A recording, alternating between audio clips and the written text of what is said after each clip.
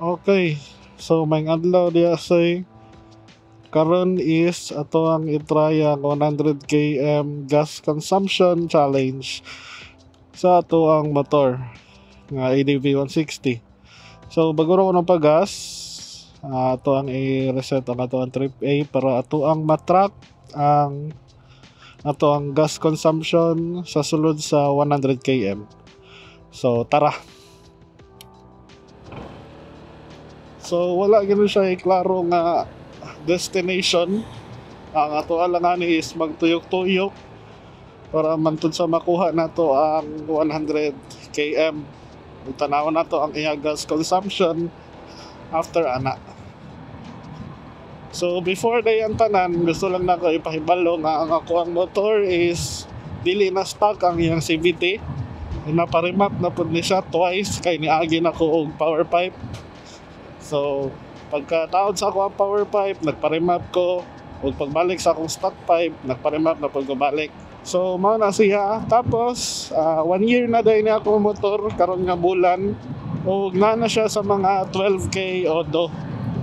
So tanaw na to after 1 year, after 12k odo, tipid ba gyapon siya sa gas or kusog na siya mokaon. Wala ko ilain maintenance ani kundi magpa-change oil o magpa-change og gear oil mo lang, magpahilo og CVT mo lang. So tanaw na to yung gas consumption kung tipid ba siya or kusog ba siya mokaon. So tara.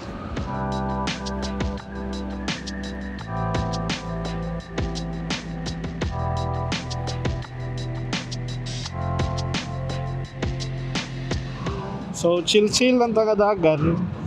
Wala man ta nagdali gyud. Magpaabot ra man to 100 km. So siguro na sa mga almost 2 hours nga biyahe. Kung asa man ta dadon ani.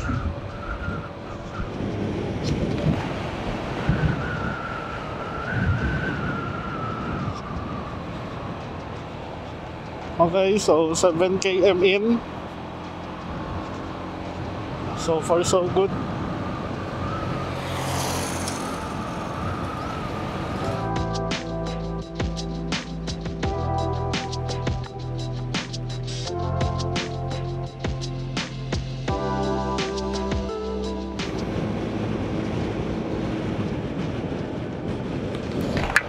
Wow. Nindot gid ang dalan diri abay. Sa Asuncion, padulong o kapalong na ba diha? Nindot jud ang dalan.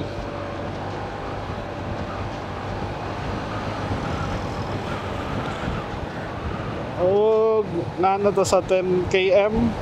So, overtake sa taan eh.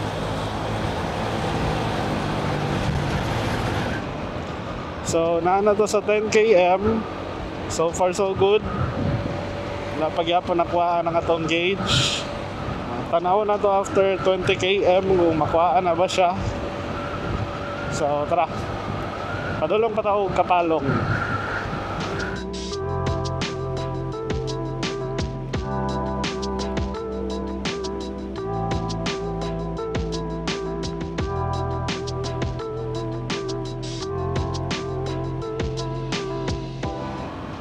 So mag 20 km na ta. So far wala pa gyapon nakuha ng ato ang fuel gauge. I don't know kung maklaro ba ninyo pero wala pa siya nakuhaan. So init kaya no. I think na to sa sana ni Maniki. Na to sa Maniki. So init kayo, wala gyud kayo ikapasilungan.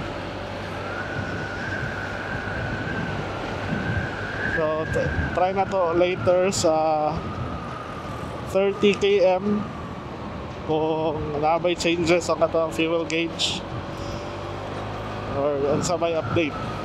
So tara, enjoy lang sa mo sa biyahe.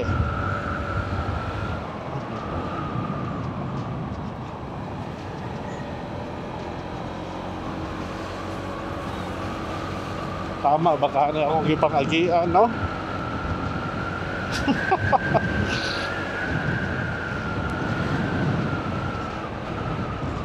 Okay, so 30 km. So far wala pa gyapon nakuha ng ato ang fuel gauge. Amot lang yun, maklaro na ninyo, pero 30.3 km na ta. Wala gyapon nakuha ng ato ang fuel gauge. So check na to niya after 40 km kung saan na update. Okay, so niabot na yun ito Tibalog. So 34 km so far. Mangita siguro tagkasilungan dito sa unahan kaya medyo init yun. So tara.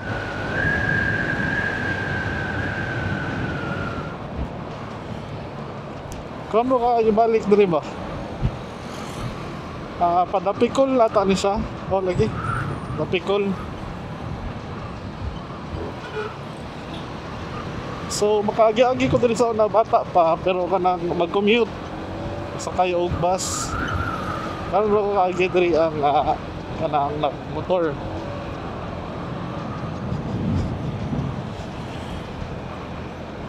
So na kaya tayo makita diri nga silungan no. Gusto naman yung inita.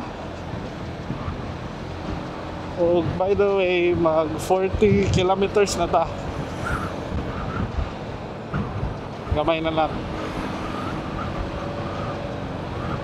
So, na yung mga gina-construct na dalan. Okay.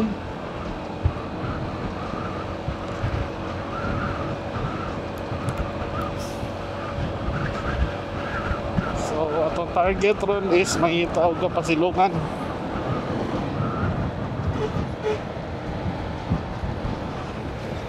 Pwede ta makapakilid-kilid kay perting inita. Dili po siguro sa kanang inani. Kanang mingaw po siguro.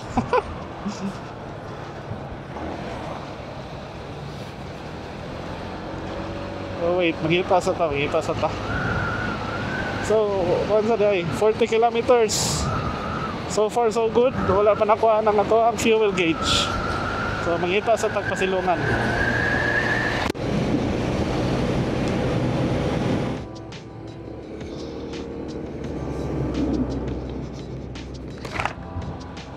Okay, so pwede ata tamo pasilong sa dire. Kaya pirte na yung iganga.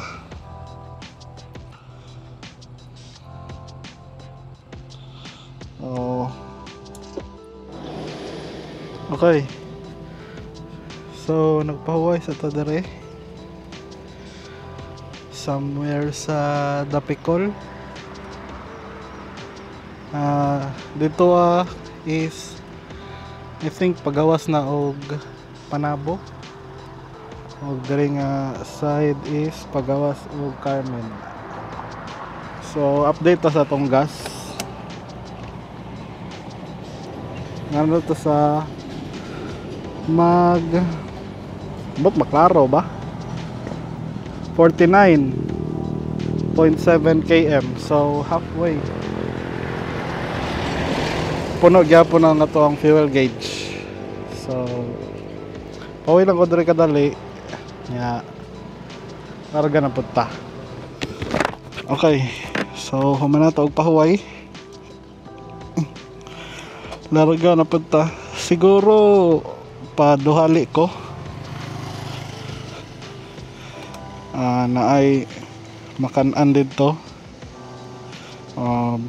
Magmerienda siguro to dito. So tara. Update di ay 49.7 kilometers na itong nadagan.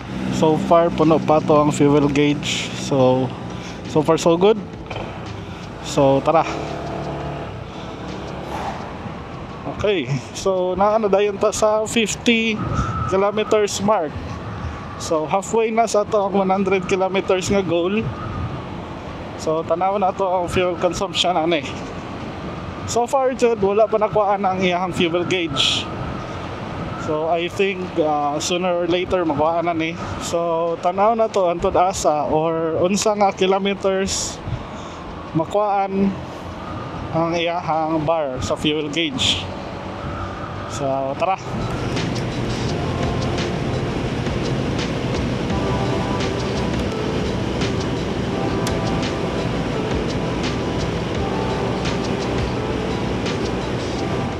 57 kilometers. So far,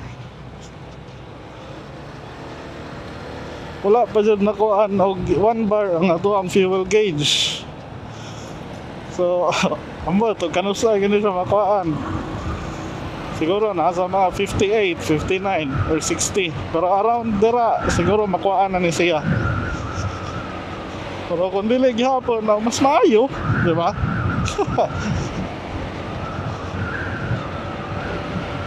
So, padayon to sa biyahe. So, nakagawas na ito, Carmen. Nanata sa 60 kilometers. So far, after 60 km, wala pa dyan nakuha ng iyang fuel gauge. But makita ba ninyo kay medyo hanap naman good kay kanang abog. Pero surprisingly, wala pa dyan nakuha ng iyang fuel gauge even after 60 km. So far so good. Update lang siguro ta kunya if makuha na gid, which is taod-taod makuha na ni for sure. So for now, try na to o gadto og duhali.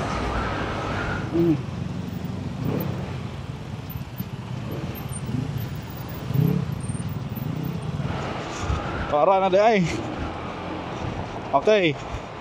So, sa exactly 64.3, nakuha na og 1 bar ang iyang fuel gauge. So, 64.3. First time nakuha ng iyang fuel gauge. So, atangan na to ang next nga makuha sa iyang fuel gauge kay for sure paspas na kayo ni siya magtanggal sa iyang fuel gauge. Like siguro mapansin man na ninyo bisag sa uban pa nga mga motor nga ang first niya bar sa ilahang fuel gauge is mao'y pinakadugay mawala. However, pag matanggal na ang isa ka bar, paspas na kayo matanggal ang uban bars po, di ba? So, ito ang obserbahan. So far, nanata sa 65 kilometers. Okay. So, manataog paway snack. So, update na nata sa 71.7 kilometers. Isa pa lang ang nakuha sa tuang fuel gauge. So, gikan diri hangtod Tagum is I think kaya na og mga 30 kilometers. So, padulong na ta ni og Tagum para makompleto atong 100 km nga goal. So, tara.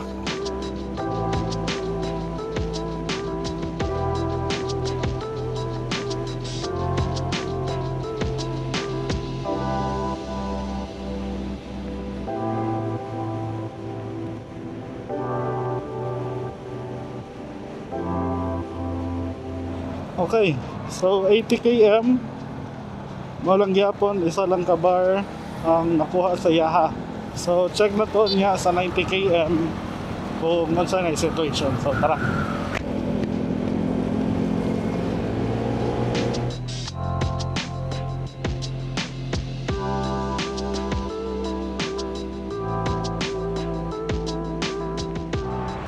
Okay, update.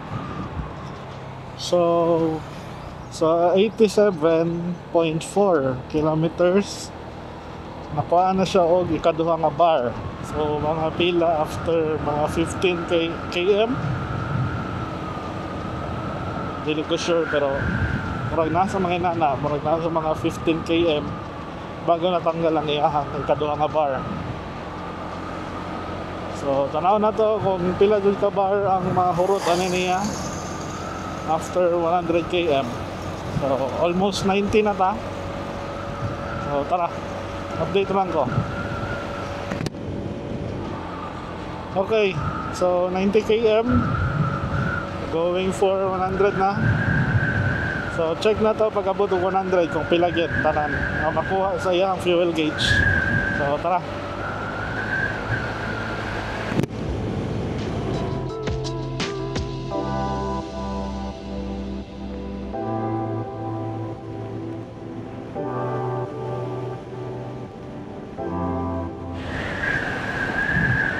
Okay. So, mag 100 km na dun siya.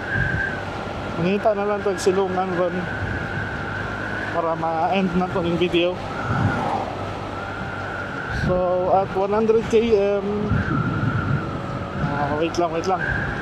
Nasilungas ako. Okay. So, 100 km na gud siya. 101.2 km to be exact. Ang iyahang fuel gauge is duha pa lang gihapon na nakuha. So, mo to ang 100 kilometers gas consumption test. So, unsa yung maingon ninyo? Kusog ba siya mokaon para sa inyo ha? Or sakto lang ba? Hinay ba mokaon? Unsa masulti ninyo? So, walang to. Ingna lang ko kung na may mga test nga gusto buhaton sa ADV 160 kay try na to buhat. So, sunod na po. Sabay ta.